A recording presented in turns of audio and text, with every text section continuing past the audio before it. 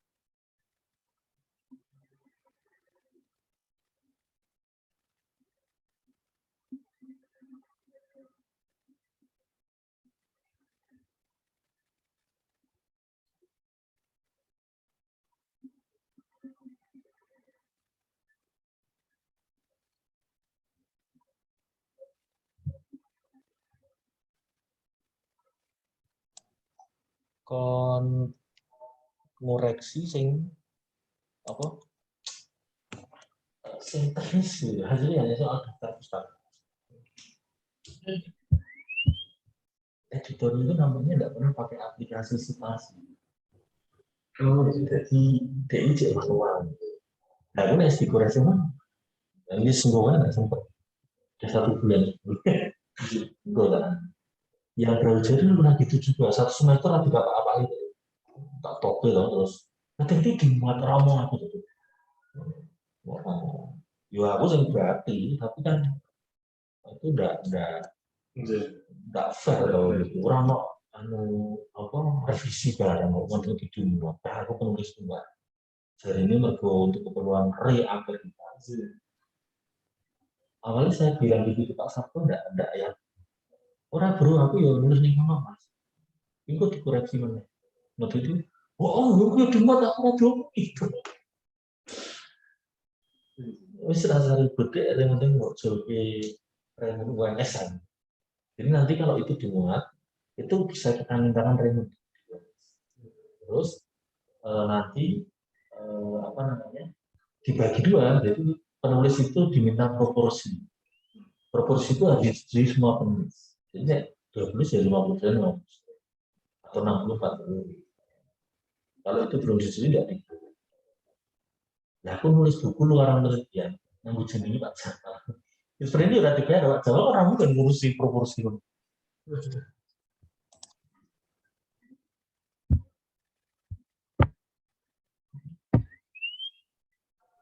Halo Mas Angga, sudah siap? Siap, Bapak.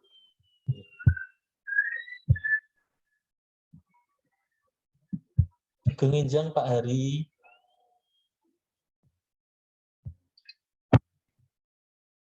Oke, Pak Is. Selamat pagi. Assalamualaikum warahmatullahi wabarakatuh.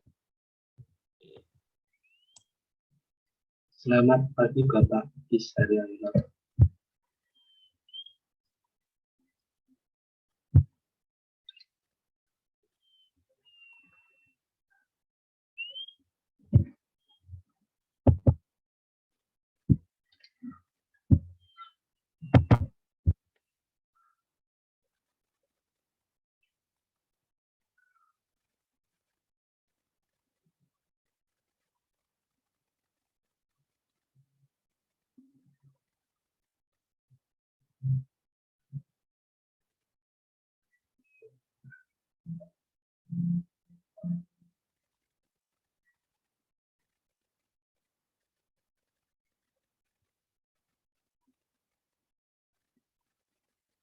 Ketuanya Pak Is ya. Nggih. Saya pembimbing Pak Hari. Tapi neng kono disebut ketua ya. Mas Wawan kapan-kapan tak eling. Ketuanya Pak Is Haryanto.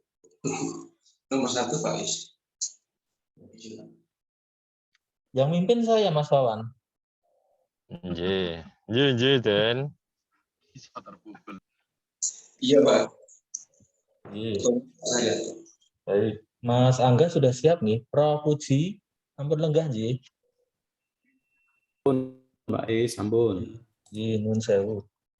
Bismillahirrahmanirrahim. Assalamualaikum warahmatullahi wabarakatuh. Waalaikumsalam. Pada hari ini Senin 24 Januari 2021 2022 kita akan melaksanakan ujian usulan penelitian Magister Kenotariatan atas nama Saudara Angga Catur Nugroho dengan judul Pembentukan Yunasi Kelas Tanah untuk Menjamin Kepastian Hukum Pengenaan Tarif BPHTB di Kabupaten Karanganyar. Sebelum ujian dimulai, Mas Angga sudah siap ya?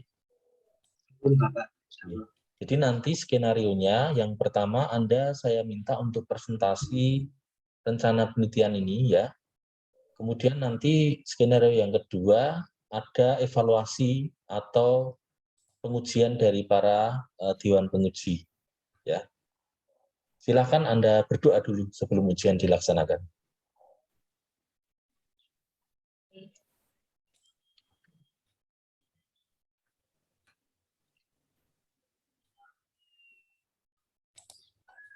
Baik, silakan dimulai presentasinya Mas Angga. Selamat pagi. Pembimbing saya Bapak Dr. Is Haryanto, Sarjana Hukum Magister Humaniora. Kemudian Bapak Kaprodi, Bapak Dr. Hari Purwadi, Sarjana Hukum Magister Humaniora. Kemudian Prof. Pujiono, Prof. Dr. Pujiono, Sarjana Hukum Magister Hukum ya. Selaku dengan penguji saya. Dan selamat pagi untuk teman-teman Magister Kenotariatan. Pada hari ini saya akan mempresentasikan proposal tesis berjudul pembentukan zonasi kelas tanah untuk menjamin kepastian hukum pengenaan tarif BPHTB di Kabupaten Karanganyar.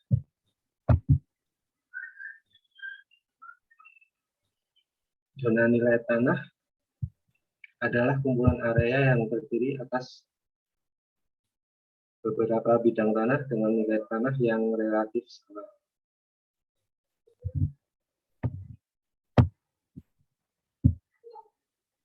Dengan terbitnya Undang-Undang tahun 2009 Nomor 28 tentang aturan mengenai penarikan pajak bumi dan bangunan, biaya perolehan hak atas tanah dan bangunan, serta pajak penghasilan PPh atas tanah dilaksanakan oleh pemerintah daerah. Oleh karena itu, maka perlu dianalisis penilaian tanah untuk membentuk peta zona tanah yang dapat digunakan sebagai acuan penarikan pajak daerah sehingga dapat meningkatkan pendapatan asli daerah.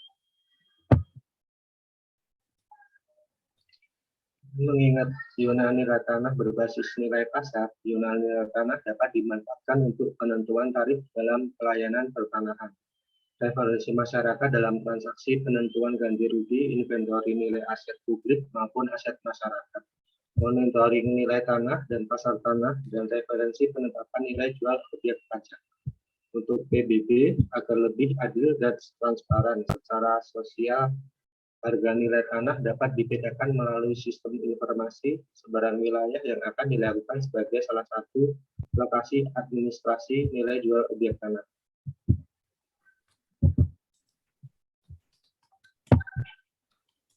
Agar pungutan pajak tidak menciderai rasa keadilan masyarakat, maka perlu suatu upaya pemaksaan yang bersifat legal. Legalitas dalam hal ini adalah dengan menyandarkan pungutan pajak melalui undang-undang tanpa undang-undang. Tanpa undang-undang, pungutan pajak tidak mengikat masyarakat dan tidak sah. Oleh karena pungutan pajak untuk kepentingan rakyat, maka pemungutan pajak haruslah terlebih dahulu disetujui oleh rakyatnya sebagaimana dinyatakan dalam pasal 23 ayat 2 Undang-Undang Dasar 1945 yang telah diamandemenkan dalam pasal 23A amandemen ketiga Undang-Undang Dasar 1945 yang berbunyi pajak dan pungutan lain yang bersifat memaksa untuk keperluan negara diatur dengan undang-undang. Kemudian di Kabupaten Karanganyar merupakan salah satu bagian wilayah dari Provinsi Jawa Tengah yang memiliki potensi untuk meningkatkan pendapatan daerah. Salah satu penerimaan atau penghasilan negara yang dapat dioptimalkan dari sektor pajak yang berasal dari biaya perolehan hak atas tanah dan bangunan atau disingkat BPHTB yang merupakan pungutan atas perolehan hak atas tanah dan bangunan. Perolehan hak atas tanah dan bangunan adalah perbuatan peristiwa hukum yang mengakibatkan diperolehnya hak atas tanah atau bangunan oleh orang pribadi atau badan. Perwujudan dalam penerimaan pajak di Kabupaten Karanganyar tidak lepas dari peran semua pihak yang terkait dari kantor pertanahan, bank, pemerintah daerah, termasuk juga notaris dan PPAT. Dalam pencapaian penerimaan target biaya perolehan hak atas tanah dan bangunan. Kemudian di Kabupaten Karanganyar, peraturan tentang BPHTB diatur dalam Perda nomor 14, yakni 14 tahun 2010 tentang BPHTB, yang menjadi landasan hukum dan pedoman dalam sistem pemungutan BPHTB di Kabupaten Karanganyar terdapat di pasal 7 ayat 2 Perda nomor 14 tahun 2010 tentang BPHTB dan sistem pemungutan BPHTB. Dan Perda Karanganyar ini telah mengalami beberapa kali perubahan, terakhir diubah dengan nomor 76 tahun 2020. Kemudian dari sisi pelaksanaan aspek perpajakan dalam peralihan hak atas tanah dan bangunan perlu mendapatkan kajian lebih lanjut ditinjau dari aspek hukumnya. Hal ini menjadi penting mengingat kontribusi yang dihasilkan bagi negara. Selain itu terdapat beberapa pihak yang terkait dalam pelaksanaannya seperti masyarakat, PPAT, selaku pejabat umum yang berwenang untuk membuat akta peralihan hak atas tanah, dan kantor pelayanan pajak selaku instansi yang berwenang untuk melakukan pemungutan pajak. Peranan PPAT dalam transaksi jual beli atau peralihan hak atas tanah merupakan suatu bagian penting ditinjau dari aspek perpajakan. Ya. Peranan PPAT dalam transaksi jual beli ataupun peralihan hak atas tanah merupakan suatu bagian penting ditinjau dari aspek perpajakan, khususnya PPAT dalam peranannya sebagai pejabat publik dalam pemungutan BPHTB, tetapi muncul permasalahan ketika subjek pajak ditolak pembayaran pajaknya karena menurut kantor pajak harga tersebut tidak sesuai dengan harga pasar yang sesuai di data di kantor pajak. Permasalahan tersebut timbul ketika sehingga dari permasalahan yang diuraikan oleh penulis di atas terlihat bahwa adanya permasalahan dalam pelaksanaan pengenaan tarif BPHTB terutama untuk objek tanah dengan harga transaksi yang lebih rendah dari harga yang terdapat di data kantor pajak. Sehingga dalam hal ini dapat terlihat kerugian yang diterima oleh subjek pajak yang telah membayar dengan harga transaksi jual beli tersebut. Kemudian dalam penelitian tesis ini penulis akan fokus pada pengenaan tarif pajak atas BPHTB dalam jual beli tanah dan bangunan. Hal tersebut dikarenakan karena perkembangan kebutuhan atas tanah pada zaman sekarang sangat meningkat. Selain itu, untuk perumahan tanah juga dibutuhkan untuk tempat usaha. Untuk mendapatkan tanah sekarang ini bukanlah hal yang mudah di tengah-tengah tingginya kebutuhan tanah. Hal ini dikarenakan terbatasnya ketersediaan tanah yang ada karena tanah yang tersedia dari waktu ke waktu tidak pernah bertambah, serta kebutuhan tanah yang semakin meningkat membuat harga tanah juga menjadi semakin tinggi. Kemudian rumusan masalah ini, untuk mengetahui masalah yang akan dibahas, penulis akan memberikan rumusan sebagai berikut. 1. Apakah faktor-faktor yang menghambat pembentukan yonasi kelas tanah Kabupaten Karanganyar atas pengenaan tarif BPHTB terhadap transaksi jual beli maupun peralihan hak atas tanah dan bangunan? Yang kedua, bagaimana akibat hukum penentuan zona nilai tanah atas pengenaan tarif BPHTB terhadap transaksi jual beli maupun peralihan hak atas tanah dan bangunan? Tujuan penelitiannya untuk mengetahui bagaimana penentuan harga transaksi atas jual beli tanah dan bangunan atas zonasi nilai tanah terhadap peralihan hak atas tanah dan bangunan di Kabupaten Karanganyar. 2. Untuk mengetahui apakah ada jaminan kepastian hukum terhadap subjek pajak dengan adanya fungsi validasi pajak. Kemudian manfaat penelitian. Manfaat penelitian ini diharapkan untuk memberikan manfaat dalam hal teoritis maupun praktis, yakni manfaat teoritis. Penulisan tesis ini diharapkan memberikan manfaat dan kontribusi bagi kemajuan bidang ilmu pengetahuan, terutama di bidang kenotariatan terkait pembuatan akta. Penelitian tesis ini akan mengkaji mengenai akibat hukum terhadap pembentukan yonasi kelas tanah atas tarif BPHTB dengan objek tanah dan bangunan, sehingga kedepannya kantor BKD Kabupaten Karanganyar diharapkan mampu memahami objek pajak BPHTB dalam suatu wilayah Kabupaten Karanganyar serta akibat hukum yang timbul dari objek tersebut untuk terwujudnya keadilan. Penelitian tesis ini juga diharapkan dapat menjadi bahan rujukan terhadap beberapa masalah mengenai perbedaan nilai transaksi jual beli antara subjek pajak dengan kantor Badan Keuangan Daerah Kabupaten Karanganyar. Manfaat praktis bagi notaris. Secara praktis diharapkan analisa yang dipaparkan dalam pembahasan tesis ini kedepannya mampu memberikan kontribusi untuk membantu notaris dalam memahami akibat hukum yang dapat timbul dari tarif BPHTB yang telah divalidasi oleh kantor pajak, sehingga notaris dapat menjelaskan hal tersebut kepada kliennya untuk menghindari permasalahan yang akan timbul di kemudian hari terkait akta yang dibuat oleh notaris. Bagi akademisi, secara praktis tesis ini diharapkan berkontribusi dalam memajukan dan membantu untuk perkembangan keilmuan bagi para pihak akademis, meliputi para mahasiswa dan para pengajar dengan mengkaji mengenai akibat hukum terhadap pembentukan zonasi kelas tanah, pengenaan tarif BPHTB dengan objek tanah dan bangunan yang telah divalidasi oleh kantor pajak, diharapkan dapat menjadi acuan bagi pengajar untuk memberikan gambaran terhadap akibat hukum nilai BPHTB yang sudah tervalidasi yang dikeluarkan oleh kantor pajak dan perlindungan hukum yang dapat diberikan oleh para pihak. Bagi masyarakat, tesis ini dapat diharapkan dapat membantu mendorong masyarakat untuk dapat berperan aktif dalam mengontrol khususnya pihak-pihak yang terkait dalam transaksi jual beli tanah dan bangunan, sehingga masyarakat diharapkan dapat lebih taat pajak. Sekian Bapak penguji seminar proposal yang saya sampaikan. Terima kasih.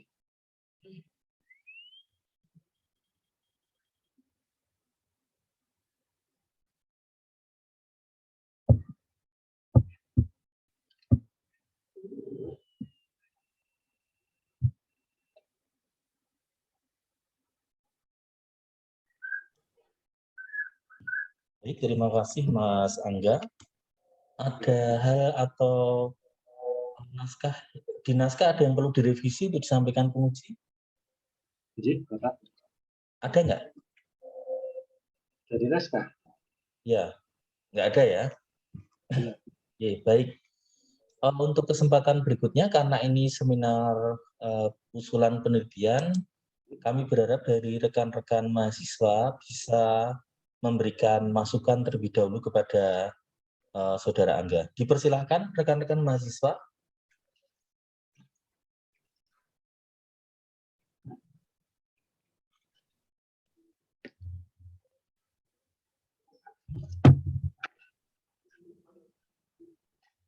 Ada dari rekan-rekan mahasiswa yang akan menyampaikan pendapatnya?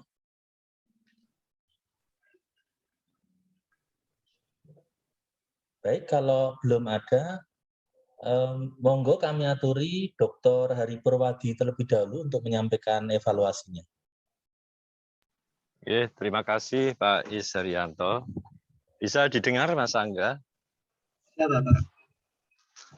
Oke. Karena ini masih proposal, pertama berkaitan dengan permasalahan ya. Permasalahan itu kan sesuatu yang membuat kita meneliti gitu ya. Sebelum bicara tentang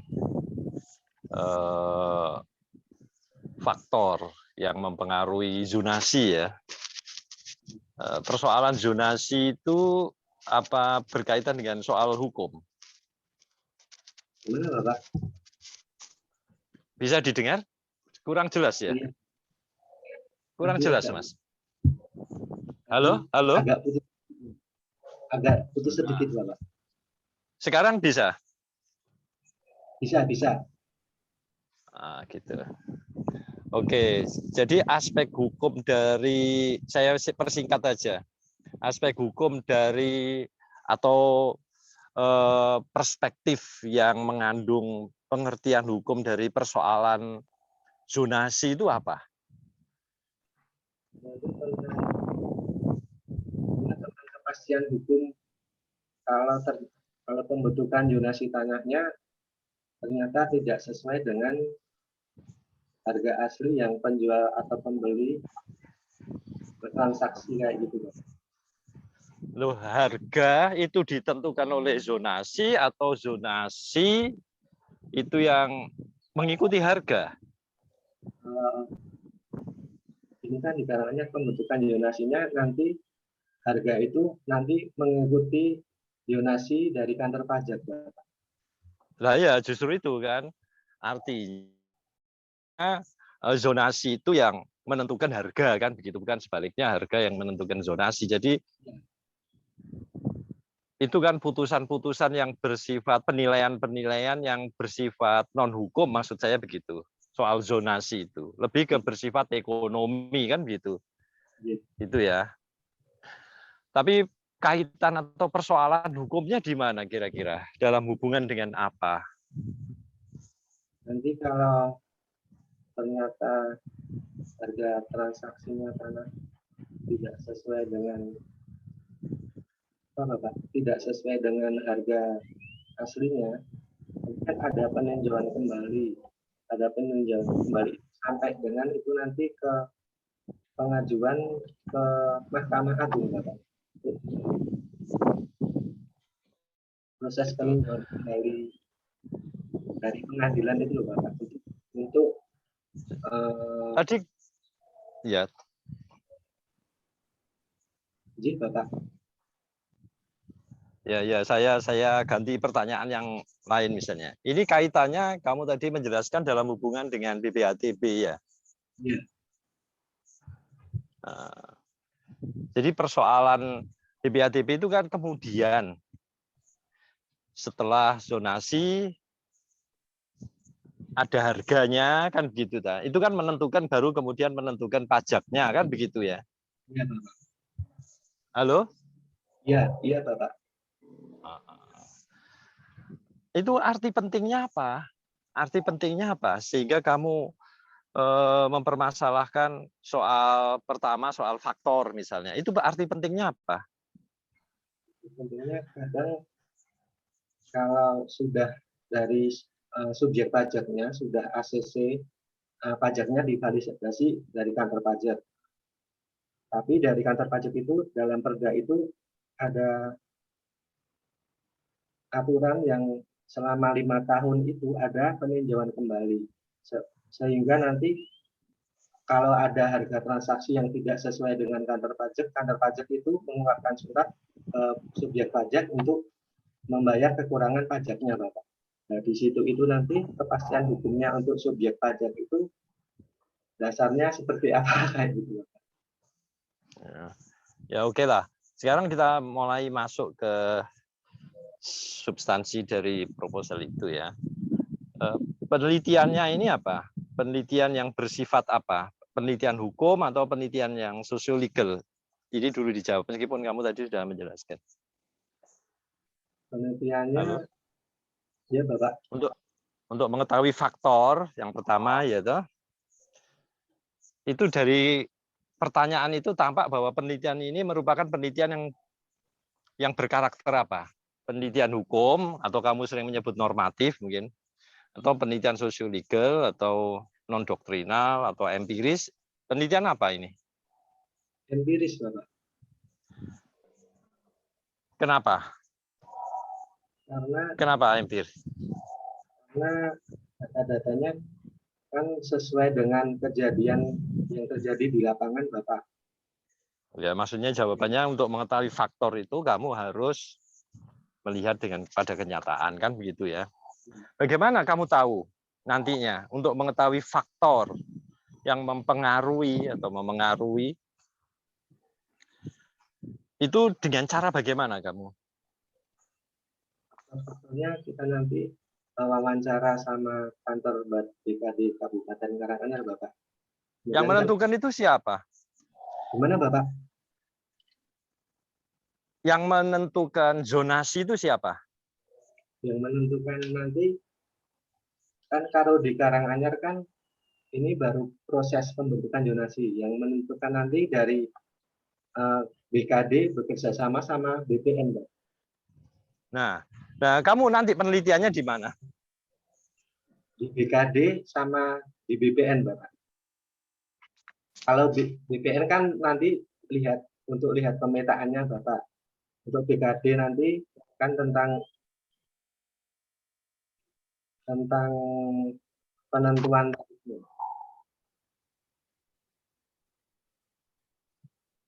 Sebentar, Mas. Kok putus ya?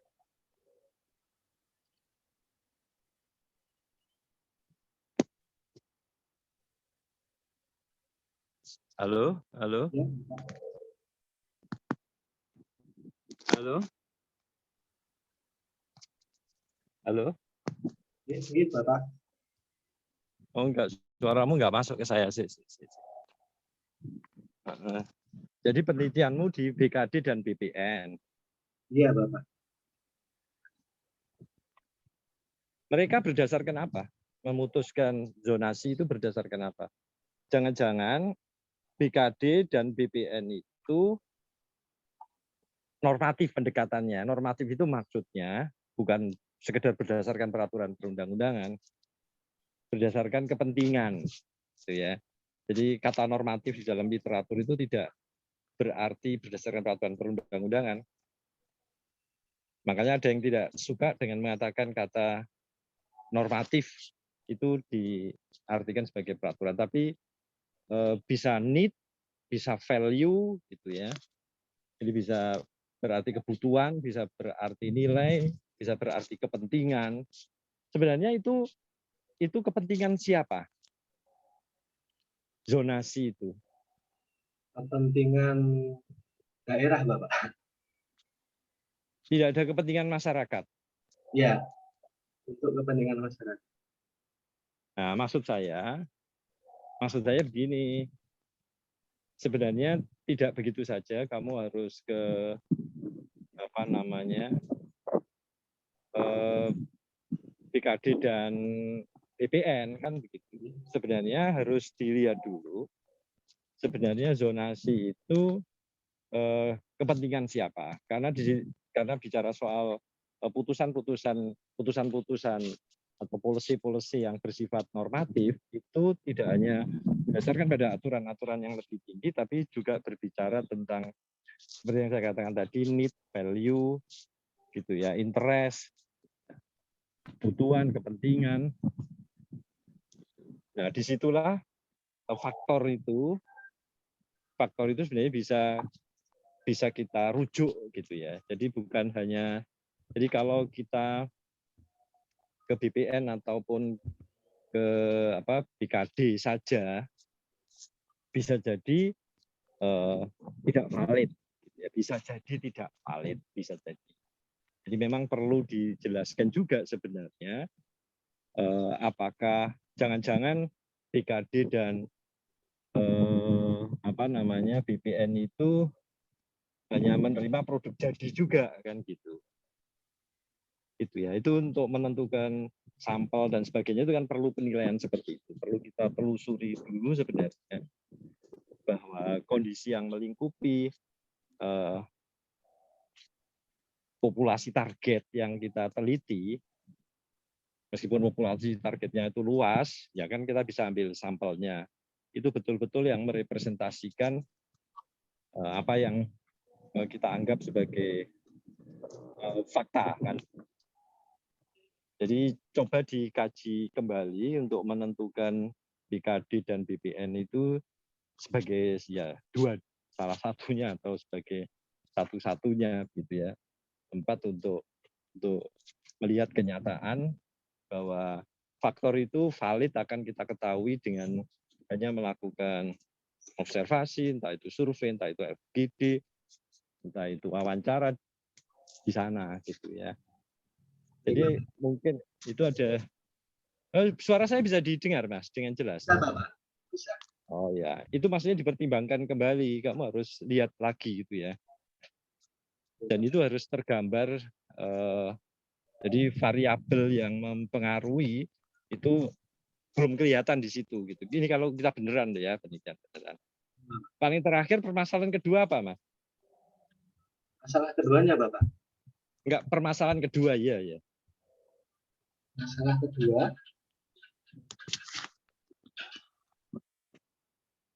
enggak hafal kamu. itu tadi yang di rumusan masalah, Bapak, untuk mengetahui jaminan kepastian hukum terhadap subjek pajak, Bapak. Nah, gini maksud saya.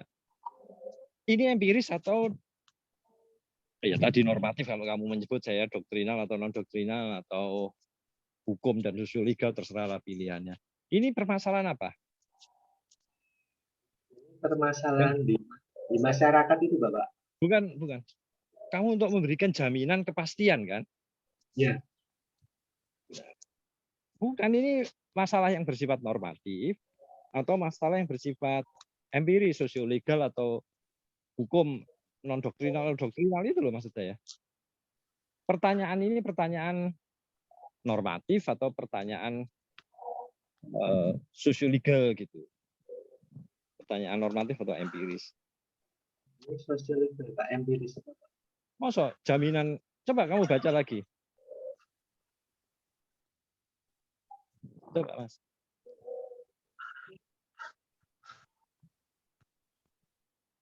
Halo, Mas Angga. Iya, Bapak. Pertanyaanmu apa, Mas? Mengetahui apakah ada jaminan kepastian hukum. Apa-apa? Untuk mengetahui jaminan kepastian hukum terhadap subjek pajak dengan adanya fungsi validasi pajak. Nah, iya. Jaminan kepastian hukum itu konsep-konsep yang dikenal di dalam ilmu hukum yang dalam pengertian jurispruden. Jadi menurut saya permasalahan keduamu itu normatif kalau suka bahasa kamu itu ya. Tidak sama dengan permasalahan pertama gitu maksud saya. Jadi bagi saya permasalahan kedua itu sudah soal lain gitu, soal kepastian, jaminan, perlindungan itu kan konsep-konsep hukum yang murni gitu maksud saya. Atau konsep-konsep dalam ilmu hukum dalam pengertian jurispruden, bukan ilmu hukum dalam studi-studi sosiologi atau sociological studies gitu, atau apa sajalah istilah yang digunakan. Maksud saya di sini ini udah beda gitu maksud saya. Jadi kalau saya mungkin perlu dipertimbangkan kembali meskipun Anda tidak harus ganti gitu ya. Itu ya Mas ya. Ya, Nah, Bapak. contohnya kalau untuk mensupport supaya kamu bisa menganalisis pertanyaan kedua, teori yang kamu gunakan apa di dalam daftar di dalam tinjauan pustakamu? Dalam teori-teori yang kamu gunakan itu. Kira-kira berhubungan dengan teori apa? Dengan teori keadilan, Bapak. Nah, itu kan teori hukum. Ya toh? Ya meskipun ilmu-ilmu sosial juga mengkaji soal keadilan. Ya. Teori-teori kepastian hukum, legal certainty itu kan teori-teori hukum. Itu juga untuk menunjukkan bahwa permasalahan ke-1 dan ke-2 itu tidak sama. Enggak segaris gitu loh maksud saya. Gitu ya. Yang pertama, empiris, yang kedua normatif gitu, Bapak. Iya, ya, sehingga teorinya itu bermasalah gitu. Maksudnya bisa teori itu digunakan karena dalam studi sosiolegal yang pertama, hukum itu dianalisis face to face gitu ya. Jadi face to face dengan teori-teori sosial. Nah, itu kan persoalan yang pertama. Jadi hukum dihadapkan pada konteks sehingga pada waktu menganalisis hukum itu face to face itu buku-buku asing gitu ya, sampai lupa saya namanya, dengan teori-teori sosial. Nah, sementara permasalahan keduamu kan permasalahan normatif, teori yang kamu gunakan kan teori-teori hukum, bukan teori-teori sosiolegal. Sehingga dalam permasalahan kedua itu hukum tidak face to face dengan kenyataan. Gitu. Hukum sebagai entitas yang otonom, berdiri sendiri. Jadi nggak ada kaitannya dengan kenyataan. Padahal pertanyaan pertama kan ada kenyataan. Sehingga yang kedua itu teori nggak dibutuhkan teori-teori sosiolegal. Jadi kan nggak sama dengan yang pertama. Itu nanti membutuhkan penjelasan yang panjang kamu. Kenapa bisa begitu? Itu ya. Sehingga teori yang kamu gunakan antara permasalahan pertama dan kedua itu bisa berbeda. Itu berbeda ekstrim gitu. Itu maksud saya ya. Ya memang sosiologi itu interdisiplin juga, bisa menggunakan teori hukum, teori sosial itu dikombin. Tapi kan bukan permasalahannya yang berbeda. Gitu. Kombinasinya itu pada teori dan metode. Gitu ya. Bukan pada permasalahannya. Gitu. Gitu ya Mas ya. Baik, Bapak. Sementara ini cuma masukan aja untuk dipertimbangkan kembali ya, supaya mumpung masih proposal gitu ya. Jadi teorinya oke, metodenya oke kan gitu. Sebab kalau ini belum clear, metodenya nanti tidak clear gitu. Saya belum masuk ke metode sebenarnya. Itu ya. Saya kira sudah terlalu panjang saya. Pak Isharyanto, saya kembalikan ya. Baik, Bapak. Terus Bapak. Nuwun, sami-sami.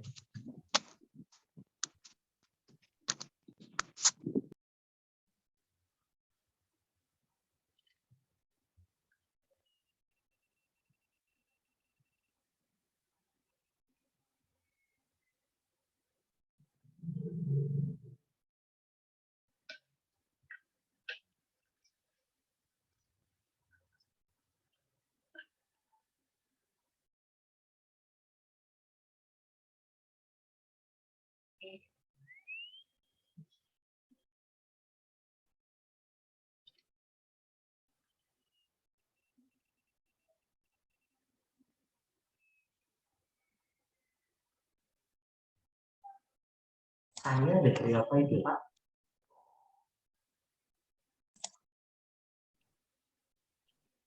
Halo, Mas Angga? Iya. Pak Hari sudah, Ji. Mohon maaf saya ada kegiatan bersamaan. Baik, terima kasih. Mohon direspon dari apa yang disampaikan Dr. Hari Purwadi tadi. Berikutnya, kesempatan kami haturkan kepada Profesor Pujiono untuk melakukan pengujian. Matur nuwun Pak Is, yang saya hormati juga Pak Hari Purwadi. Mas Angga coba dibaca judulnya, Mas. Pembentukan zonasi kelas Ini tanah. slide-nya di atasin aja, di slide-nya. Oke. Pembentukan zonasi kelas tanah untuk menjamin kepastian hukum pengenaan tarif BPHTB di Kabupaten Karanganyar. Apa hubungannya antara pembentukan zonasi kelas tanah dengan kepastian hukum? Hubungannya nanti terkait dengan, Agak keras bisa, Mas, deketin. hubungannya terkait dengan nilai transaksi jual beli tanah, Bapak. Maksudnya gimana? Nanti hubungannya terkait dengan subjek pajak yang mengajukan dengan peralihan jual belinya dengan harga transaksi misalnya dari subjek pajak 100 juta kayak gitu, nanti kemudian kan dimasukkan ke kantor pajak untuk proses validasi. Nanti Ini nggak ada hubungannya loh, di judul tidak ada. Coba BPHTB itu singkatannya apa? ya perolehan hak atas tanah dan bangunan. Nah, itu kan pertama di judul ya. Judul itu jangan disingkat ya. Kan nggak tahu tuh. Ya. Nah, jadi judul itu tidak boleh disingkat. Terus yang kedua, coba kamu hitung kalau judulnya tidak disingkat, jumlah katanya berapa itu?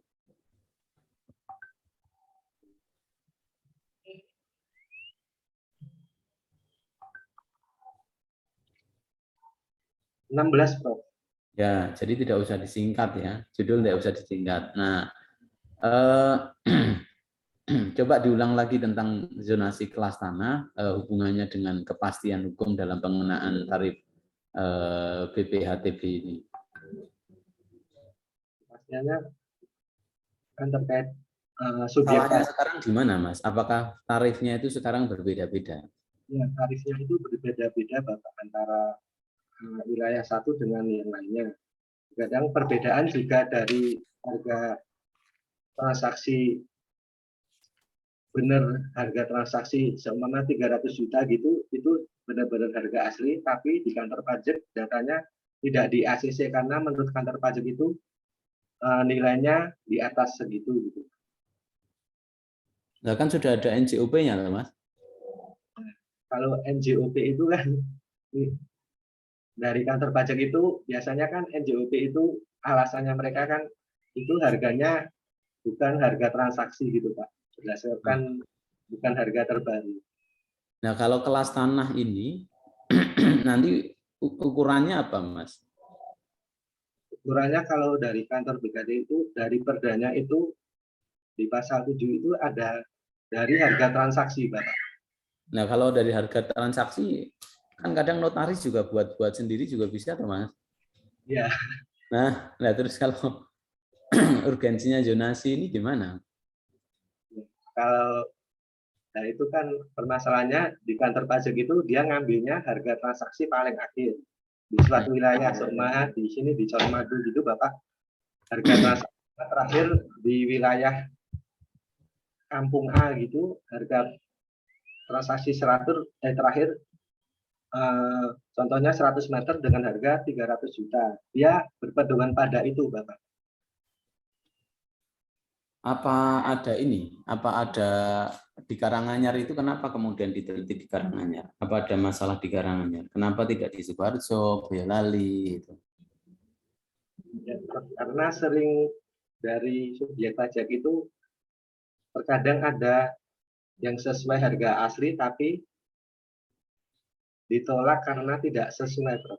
Enggak, maksudnya kenapa di Karanganyar ya? Kan di beberapa tempat pasti juga sama seperti itu, toh, Mas.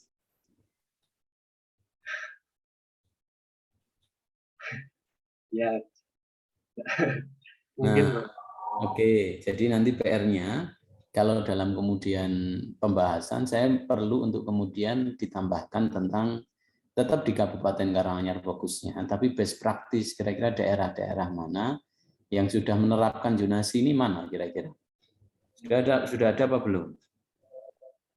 Kan itu baru rancangan, Prof. Tapi ada di BKD itu udah ada datanya di Bukan, di daerah mana selain Karanganyar itu yang mungkin malah belum bukan lagi sudah rancangan tapi mungkin sudah menerapkan. Di Sukoharjo, Prof. Sudah menerapkan. Lah ya kayak Sukoharjo. Nah, itu kan kamu juga belajar di Sukoharjo. Kira-kira dicari. Nah, kira-kira kan ini coba kamu baca rumusan masalahnya.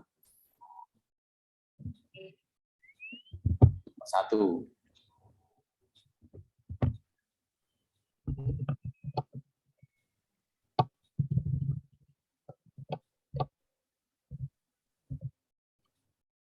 Yang ke-1 untuk mengetahui apakah faktor-faktor yang menghambat pembentukan zonasi kelas tanah Kabupaten Karanganyar atas pengenaan tarif di BATB terhadap transaksi jual beli. Nah, iya kan?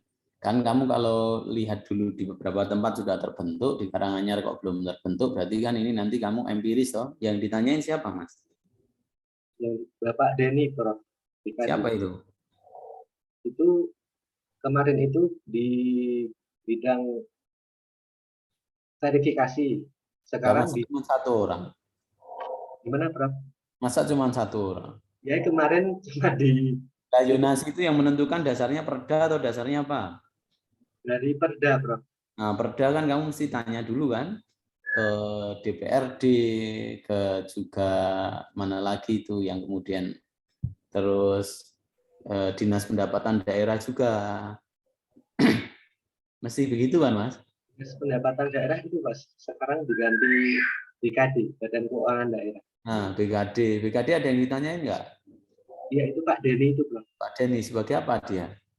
Pak Denny yang bulan lalu itu bagian verifikasi untuk validasi pajak. Sekarang dikasih perbendaharaan keuangan. Oh ya, oke. Nanti dicari lagi ya, yang pas ya. Nah, terus yang kedua ini kan rumusannya akibat hukum ya. Akibat hukum penentuan zona nilai. Nah, yang di atas soal kepastian hukum. Hubungannya akibat hukum sama kepastian hukum apa?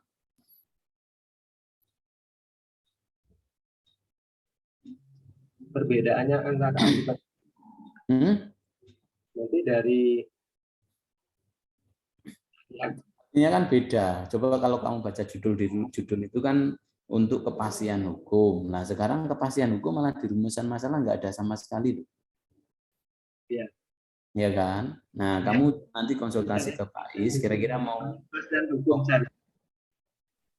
nanti konsultasi ke pembimbing, kira-kira mau fokus kepada akibat hukum atau kepastian hukum. Nah, kalau akibat hukum yang di atas ya langsung saja akibat hukum penentuan zona itu.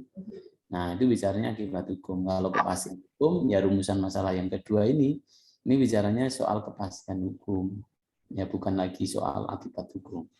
Begitu ya, Mas? Ya, waktu saya kembalikan kepada Pak Isharyanto. Silakan, Pak Is. Terima kasih, Pak Puji. Terima kasih Profesor Pujiono untuk catatan dan masukannya. Walaupun Mas Angga agak belakangan ya mengajukan usulan penelitian ini, tapi nanti mohon pengerjaannya tetap semangat ya, sesuai dengan target yang sudah kita rencanakan.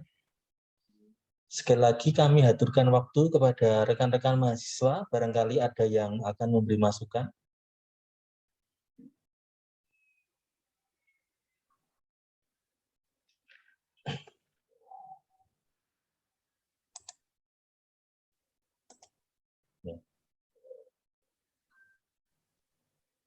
Ada dari rekan mahasiswa? Ya, baik. Karena off cam saya jadi tidak bisa baca situasinya mahasiswa ya. Tapi insya Allah semua memperhatikan. Baik, karena tadi sudah banyak disampaikan Dr. Hari Purwati dan Profesor Pujiono untuk Mas Angga, saya sebagai pembimbing nanti akan melanjutkan dengan menekankan kembali catatan-catatan tadi. Mestinya Anda juga punya rekamannya. Saya sempat mencatat sebagian ya, karena saya sambi dengan acara lain. Untuk itu nanti mohon bisa Mas Angga akselerasi ya, dipercepat untuk pembimbingan dengan saya, collecting datanya sehingga bisa kita siapkan draft dengan sebaik-baiknya. Baik, karena ujiannya sudah selesai, tidak ada masukan dari rekan-rekan mahasiswa, maka ujiannya kita tutup. Terima kasih kehadiran Dr. Hari Purwati dan Profesor Pujiono, dan juga rekan-rekan mahasiswa semua, Mas Wawan untuk pembukaan ruang Zoom-nya. Kita akan sampaikan, terutama Prof. Puji dan Dr. Hari Purwati untuk berkenan memberikan nilai kepada sekretariat. Terima kasih, saya mohon maaf jika ada kekeliruan dalam menghantarkan ujian ini. Semoga kita semua selalu dalam keadaan sehat dan dapat menjalankan amanah dengan baik. Billahi taufik wal hidayah. Wassalamualaikum warahmatullahi wabarakatuh. Waalaikumsalam warahmatullahi wabarakatuh.